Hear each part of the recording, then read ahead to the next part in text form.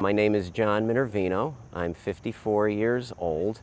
I joined the Run 169 Town Society back in 2013, and I finished my 169th town in the town of Canaan back in November of 2016. So it took me about 3 years to finish all the towns. I'm in my second round going through right now, and I'm 55 towns into that. Actually, I didn't start running until I was 34 years old. I have asthma. I've had it all my life. And when I was younger, having asthma, I didn't really do a lot of active things, like running or anything that involved getting out of breath. And then when I was 33, my doctor told me that I was developing high blood pressure, and that if I didn't do anything about it, I was going to have to go on high blood pressure medication, and once that happens, you're on that for the rest of your life. I didn't want to do that, so I decided to start exercising, and running was the exercise that I decided to do. A couple years later, I decided that I was going to try to do a race.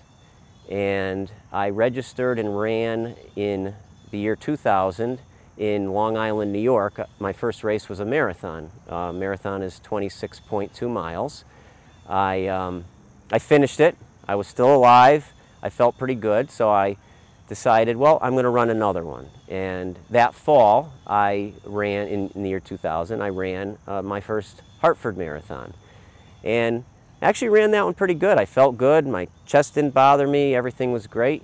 And when I came across the finish line, somebody who worked with the race said, "Hey, do you know that you just qualified for the Boston Marathon?" And I had never even thought of running the Boston Marathon, it being such an elite race, and I was so happy that I ran a qualifying time for it that I decided that was going to be the third marathon that I ran. So in April of 2001, I ran my first Boston Marathon.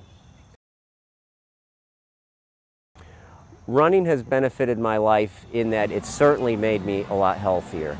Again, I don't take any kind of medication. Didn't have to start with the high blood pressure medication. And I don't think I've taken a sick day from work in 18 years.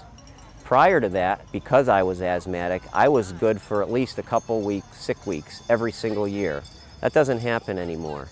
Running also gets me outside every day and out in the fresh air. It gets me out in all the different seasons, in all different kinds of weather. It helps keep my mind clear. I've worked out a lot of problems at work and a lot of problems at home by going out for runs and just thinking about things and working them out. It's definitely a great way to clear your mind.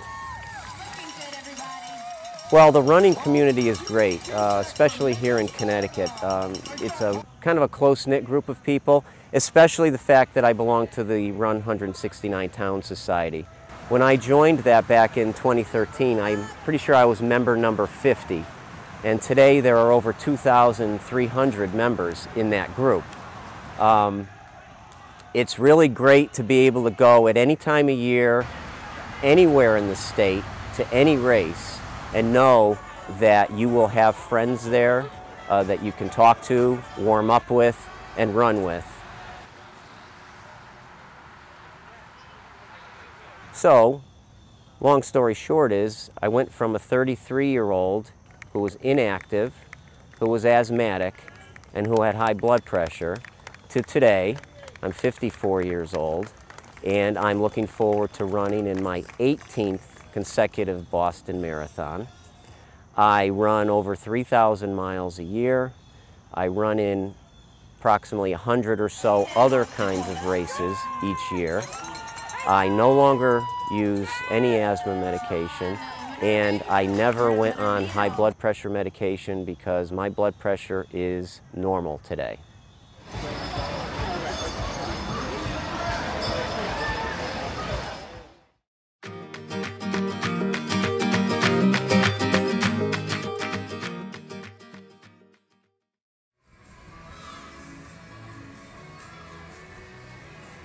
My name's Adam Osman. I'm 50 years old, married, have 3 daughters, and I live in Farmington, Connecticut. And so far, I have run 152 towns in Connecticut, and I have 17 left out of the 169. Go Adam! What led me to start running is back in 2008, I was gambling addict and I hit the bottom. In July 2008, I really hit the rock bottom, and I lost my business, everything through gambling addiction that I had it for a long time. And then when I went for a treatment program, I met a friend of mine who was also running. And one day he said, come on, let's just run. And that was in 2011 in a summer day. And I ran a 5K. I finished it in about almost 40 minutes, and it was a 40 minutes of hell. And then I figured out that I need to start training, and that's what led me to running. The way most gambling addicts will tell you that in order to beat the addiction, any kind of addiction, they need something else that leads them in better life. And the way that running helped me is when I was a gambling addict, I always was doing numbers, you know, analysis numbers, what numbers to play, what numbers that came out, all of that. So running also now gives me that numbers. I know how many miles I run, what pace I'm going, how many people in front of me, how many people finish it after me, and so on. So that's the way that running helped me beat my gambling addiction, but I also have something to look forward to every day. I'm always improving, so running is always you trying to beat your time the last time, and even if you don't, you still put the miles in. Running benefited me in 2 different ways. First, it benefited me because it helped me beat my gambling addiction, but it also helped me lose weight, stay healthy, but also it really helped me meet a lot of great people, and it opened it into places that I have never been to, and I would have never even imagined being there. Like right now, this place, this is my 3rd year being here, and if it wasn't running, I didn't even know none of these places exist. So running, you know, helped me my health, but also helped me meet a lot of great people, visit places that I have never visited before. If I never started running, I probably would have been in a really bad place, because running helped me beat my gambling addiction, but it also helped me overall my health. I was able to lose weight. I was able to get off all medication that I was on. I used to be on high blood pressure medication, cholesterol, and now I'm none of that. So running not only beat me my gambling addiction, but it also helped me overall my health. So without running, I can't even think about where I would be. Back in 2012, 8 of us met. The idea was around a long time ago before that, but 8 of us met and figured out, you know, we should put rules together and form the society. And through those 8 people, then another people joined it in, now we have over 2,000 members. And it's just a great way to see the state, but also have fun at the same time. I continue to run for 2 ways. First, I want to stay healthy, and running gives me that venue, but I also want to have something to look forward to, places to visit, meet friends, and stay active. And running is one of those things that could make you stay active, because you can run almost everywhere. All you need is sneakers, and that's it.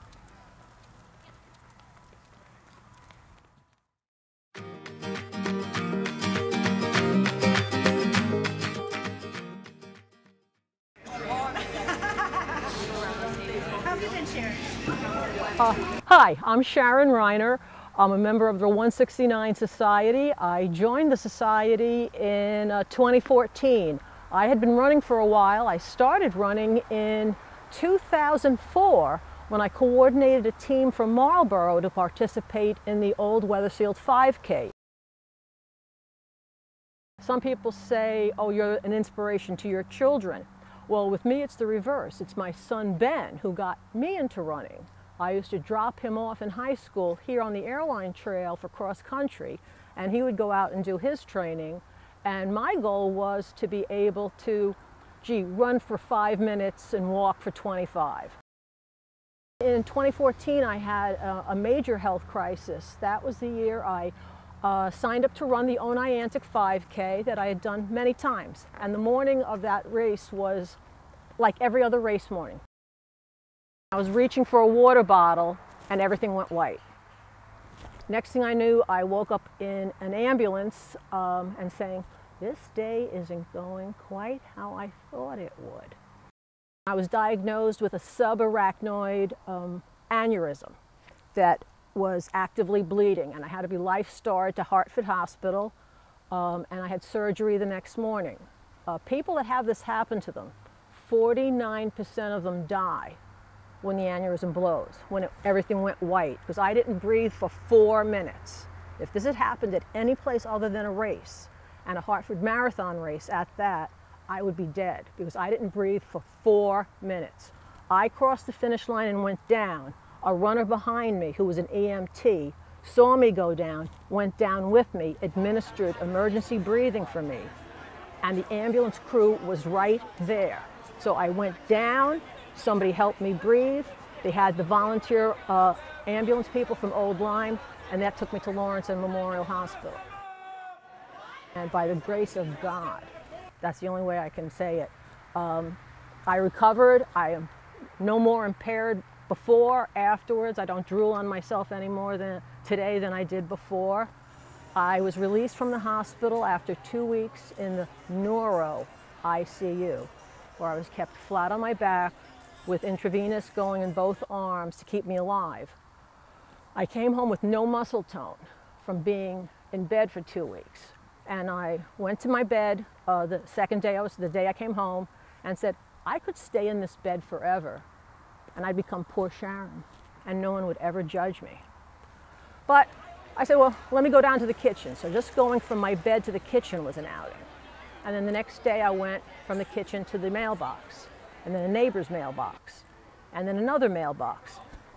So I was discharged March 30th. By the end of April, I was able to walk 3 miles.